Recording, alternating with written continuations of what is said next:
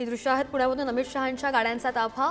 2 दिवस अमित शहांचा महाराष्ट्र दौरा आणि याच दौऱ्यादरम्यान काल रात्री त्यांचं पुण्याच्या एअरपोर्टवर आगमन झालं आणि आता ते रायगडावर निघालेले आहेत। अमित शहांचा महाराष्ट्र दौरा आहे आणि त्याच पार्श्वभूमीवर अमित शहा केंद्रीय गृहमंत्री अमित शहांच्या ताफ्यांचा गाड्यांचा ताफा हा निघालेला आहे आणि तो रायगडावर पोहोचेल।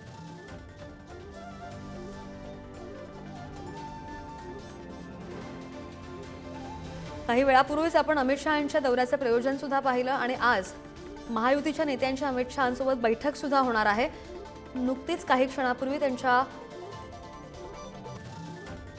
गाड्यांचा ताफा निघालेला आहे।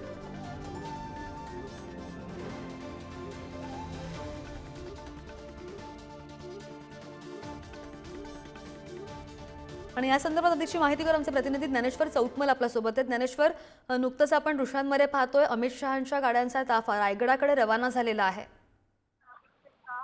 बरोबर आहे, आपण पाहतोय हा जो ताफा आहे हा पुण्यातल्या येरवडा परिसरातल्या पंचतारांकित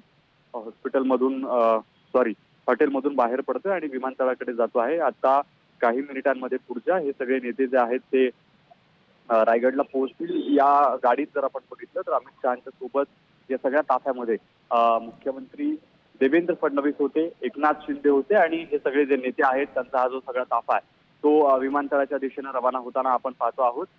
पुढे जो नियोजित कार्यक्रम आहे रायगड इथला तो पार पडणार आहे आणि त्यानंतर सुनील तटकरेंच्या निवासस्थानी अमित शहा आज दुपारी भोजनाच्या निमित्तानं जाणार आहे। अगदी ताजे अपडेट घेत राहू। धन्यवाद ज्ञानेश्वर दिलेल्या सगळ्या सविस्तर माहितीसाठी। अमित शहा पुण्याहून रायगडकडे रवाना झालेले आहेत आणि त्यांच्यासोबत मुख्यमंत्री, दोनही उपमुख्यमंत्री सुद्धा उपस्थित आहेत।